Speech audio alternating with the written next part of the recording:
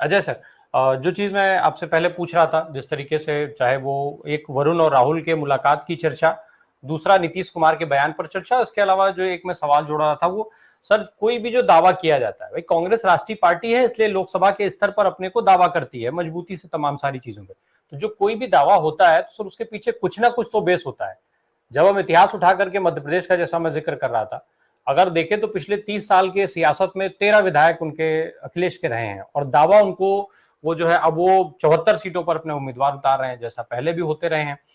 Sir, ये जो सारे कदम है, जो सारी बयानबाजी है, क्या इसे हम किसी भी वजह से, चाहे वो सियासी मजबूरी हो, सियासी जरूरत हो, या जो पीडीए का फॉर्मूला है उसके फेल हो जाने की वजह, वो वजह हो, किसी भी वजह से, क्या हम ये इस इन सारे बयानों को, इन सारे उनके उठाए हुए कदमों को इंडिया गठबंधन से उनको अलग होने के रास्ते के तौर पर देखें, या इसको अलग होने के रास्ते के तौर पर समझा जाए? देखिए, मैं अभी सुन रहा था आत्मजीत जी को भी और सैनी साहब को भी, बहुत सही कह रहे थे। जब हम वर्ल्ड हिस्ट्री पढ़ते हैं, मैं तो चूंकि हिस्ट्री का स्टूडेंट रहा, और निश्चित रूप से मैंने जो पढ़ा, तो वर्ल्ड हिस्ट्री जब पढ़ी तो एक चीज समझ में आई, जब लड़ाई होती है तो एक मोर्चा बिल्कुल लाइन खींचती है कि हम इधर हैं या उधर हैं, और जब हम एक पाला तय कर लेते हैं, इसलिए कि हम क्यों इस पाले में आ रहे हैं, उसका एक उद्देश्य क्या है, और यदि उद्देश्य इस देश का संविधान बचाना है, यदि उद्देश्य इस देश की फांसीवादी ताकतों को रोकना है, यदि उद्देश्य इस देश में समाजवाद और सभी के हित के लिए काम करना है, जाति धर्म और इन सारी चीजों से ऊपर उठ के हर पीड़ित को, हर पिछड़े को, हर दलित को, हर आदिवासी को, हर व्यक्ति को, उसको जो नीडी है उसको जरूरत के लिए मदद देनी है, तो साहब फिर लड़ाई कुर्सी की नहीं होती है। फिर यह देखा जाता है कहां कौन किस पोजीशन में उसको हराएगा, उस ताकत को हराएगा जिस ताकत से हमारी लड़ाई है, और वो सामूहिक तौर पे लड़ी जाती है, अपने इंटरेस्ट छोड़े जाते हैं। आप एक बात बताइए, मैं बहुत पीछे नहीं जाऊंगा, पिछले विधानसभा में मध्य प्रदेश में समाजवादी पार्टी के कितने विधायक थे? तो हुजूर, आप उससे 2 और ले लो एक्स्ट्रा। ये तो नहीं आप कहोगे कि नहीं साहब इतने नहीं, इतने दे दो, कि हम तोप का मांगेंगे, चलो बंदूक का मिल जाएगा। चलिए ये भी मान लिया कि तोप मांगेंगे, हम बंदूक दे दें, आप बंदूक भी लेने को तैयार नहीं हो, तो सब फिर तो नहीं बात बनती है, क्योंकि लड़ाई तो हमें उससे लड़नी है, उस सपोर्ट के लिए। और यदि आप कहते हैं धोखे की बात, तो बहुत सामने इंडिया गठबंधन की लास्ट मीटिंग होने के बाद जो 6 राज्यों में 7 उपचुनाव हुए थे, उनमें देखिए 2 जगह समाजवादी लड़ी थी, एक उत्तर प्रदेश में और एक उत्तराखंड में।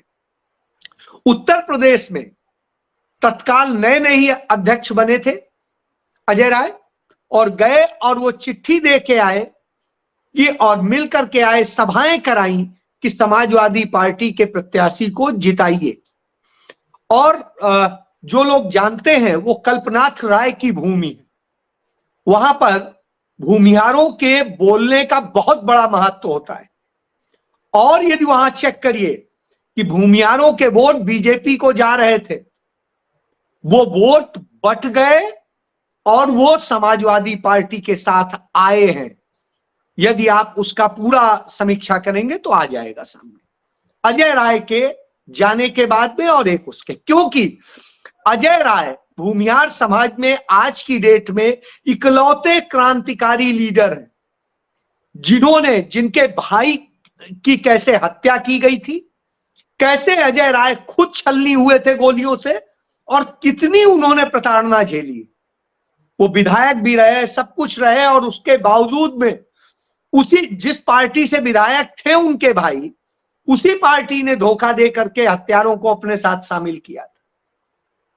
तो आप समझिए उनकी पीड़ा है, वो जवाब देना चाहते हैं। एक चीज छोड़िए, आप आ जाइए उत्तराखंड।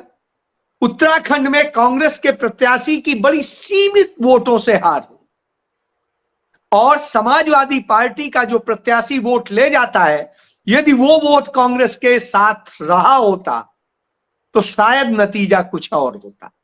छोड़िए, इसके बाद मैं कहता हूं, तो ये तो हो गई धोखे की बात।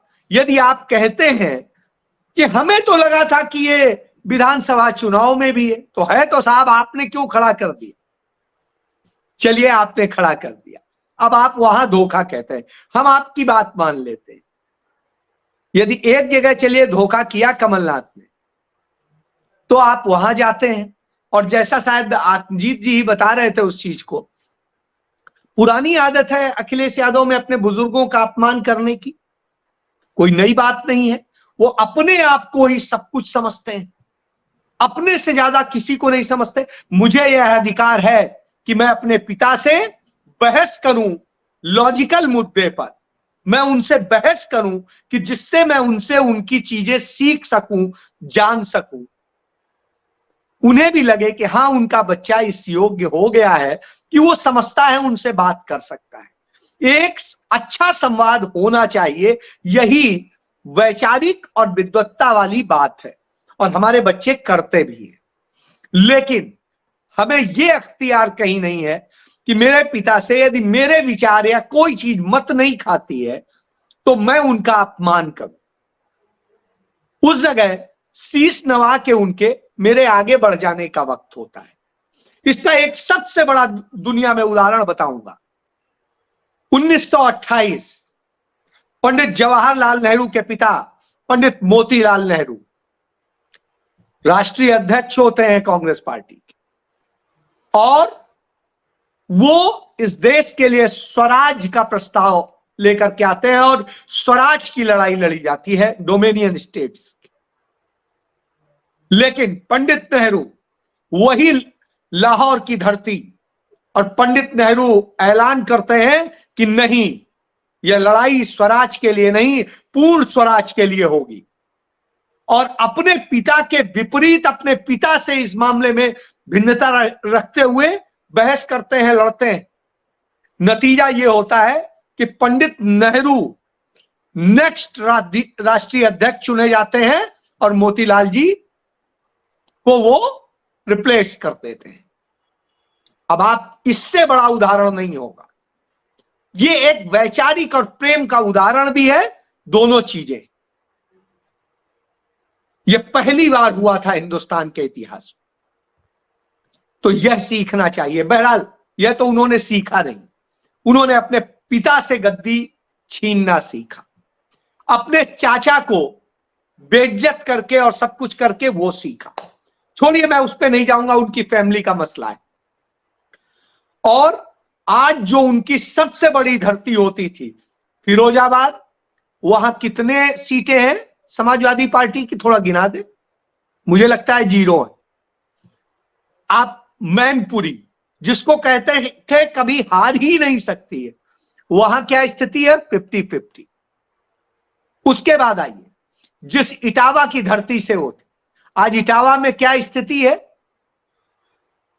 यह उदाहरण इसलिए दे रहा हूं कि आप सब कुछ, और रही बात 2022 के चुनाव की, नहीं, अब इस देश की जनता का रुख समझना पड़ेगा, दिमाग समझना पड़ेगा।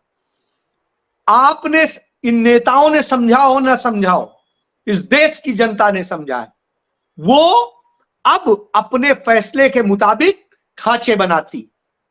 उसने कहा कि हम फांसीवादियों के साथ हैं, तो जो लोग फांसीवादियों के साथ थे वो गए, वो इधर नहीं आए। लेकिन जो सेकुलर थे, जो इस देश का सोचते थे, इस देश से प्रेम करते हैं, उन लोगों ने कहा नहीं, हम इधर हैं। तब यूपी में कौन किसे हरा सकता है? तो साहब लगा नहीं, आज प्रियंका की बात मानना उचित नहीं होगा, आज अखिलेश के साथ जाना होगा। मैं 57 जिलों में घूमा, और 57 जिलों का बताता हूं, तमाम बड़े कांग्रेसी मिले मुझे, कि भाई साहब इस बार गलत है, कांग्रेस को ये करना चाहिए था, सपोर्ट कर देना चाहिए था इनसे लड़ने के लिए। और उन्होंने कहा वैसे तो प्रियंका जी ने अच्छा किया कि इस प्रोजेक्ट के जरिए उन्होंने एक तो महिला वाला अपना वो दिखा दिया, उनके प्रतिबद्धता, और दूसरी ये कि वो इतनी मजबूत कैंडिडेट भी नहीं। तो इससे समाजवादी पार्टी को फायदा मिलेगा और हम लोग भी अब मन यही बना रहे हैं कि समाजवादी पार्टी को वोट देंगे, क्योंकि भाजपा को भगाना है। अब आप एक चीज समझिए, यह बात मैं बता रहा हूं 2-3 ऐसी सीटों की जहां पर कांग्रेस बहुत अच्छी स्थिति में थी, लेकिन अभी के दिनों में 2-3 जिले ही मैं गया था, तो वहां पर बात हुई, उन्होंने कहा भाई साहब लोकसभा में तो कांग्रेस के साथ जाएंगे। हमने कहा क्यों?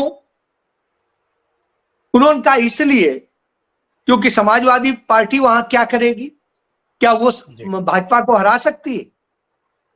और वो नहीं तो वो तो अपने हिसाब से सौदेबाजी कर लेंगे, तो इसलिए हम उधर जाएंगे। मैंने ये उदाहरण इसलिए दिए कि इससे आप समझ लीजिए कि जनता समझदार हो गई है। जो आत्मजीत जी कह रहे थे बिल्कुल सही है, वो 2 तरीके से बढ़ जाती है उस हिसाब से, वही है। और आपको एक बात है, उस समय तक राहुल गांधी की भारत जोड़ो यात्रा नहीं हुई थी, राहुल गांधी के बारे में तमाम तरह के विचार थे। आज हिंदुस्तान में बहुत मूढ़ बुद्धि होगा वही राहुल गांधी के लिए कोई गंदा कमेंट करता होगा, नहीं तो आज राहुल गांधी के लिए कोई वो नहीं कह सकता है। वो कितने काबिल हैं अब यह किसी को सबूत देने की जरूरत नहीं जी। तो ऐसी स्थिति में मुद्दे क्या चाहिए? मुद्दे साहब वो नहीं चाहिए। मुद्दे चाहिए है रोजगार कैसे आएगा, मुद्दे कैसे हैं कि इस देश का विकास कैसे होगा, मुद्दे हैं किसान कैसे भला होगा, मुद्दे ये हैं कि कैसे पिछड़ी जातियों को हक मिलेगा, वो कैसे होगा कि पूरा देश एक सूत्र में बांधा जाए, अनेकता में एकता का जो विचार हमारा होता था वो कैसे होगा, यह फोकस करना है। इसलिए, और नीतीश कुमार के बारे में आपने पूछा था तो उस पे एक लाइन में कहूंगा, नीतीश कुमार बेसिकली सुविधा के नेता रहे, उन्हें अपने मुख्यमंत्री की कुर्सी बहुत प्यारी रही है, वो लंबे समय तक भाजपा के साथ रहे, लेकिन आज की डेट में उन्हें लग रहा था कि भाजपा की जो नीति है कि यूज करने के बाद फेंक देने की, तो उनकी स्थिति वही हो रही थी। ऐसी स्थिति में वो आए हैं। अब उनके पास कोई एजेंडा नहीं रहा था तो उन्होंने पिछड़ा वाला कहा। हालांकि सबसे पहले हिंदुस्तान के अंदर जातिगत जनगणना, जैसा आत्मजीत जी ने बताया भी था, सबसे पहले जातिगत जनगणना कांग्रेस पार्टी ने 2011 में कराई थी, जिसके नतीजे आने के बाद में मौजूदा सरकार, नरेंद्र मोदी की सरकार को चाहिए था कि वो उसको ओपन करते, तो वो आज तक ओपन करने को तैयार नहीं है। कोई बात नहीं, आने वाली सरकारें जो उस पे करेंगी और होगा, तो उसके लिए राहुल गांधी एक पूरा विजन बता दे रहे हैं, और वो विजन तमाम नेताओं को डरा रहा है, क्योंकि उन्होंने उन्हीं की राजनीति करके आज तक सत्ता पाई है। तो अब उन्हें खतरा सबसे ज्यादा राहुल गांधी से लगता है। भाजपा से तो उन्हें लगता है कि इनके साथ तो सौदे में सब हो जाता है, क्योंकि जिन्हें वो भ्रष्ट कहते हैं वही यदि उनके साथ आग खड़ा हो जाए तो वो महापवित्र हो जाता है। इसलिए उन्हें भाजपा से खतरा नहीं है, उन्हें कांग्रेस से खतरा है, क्योंकि यदि कांग्रेस बढ़ गई तो कांग्रेस सबके लिए राजनीति करेगी और सबको जोड़ने की राजनीति उन्हें खत्म कर देगी। जी।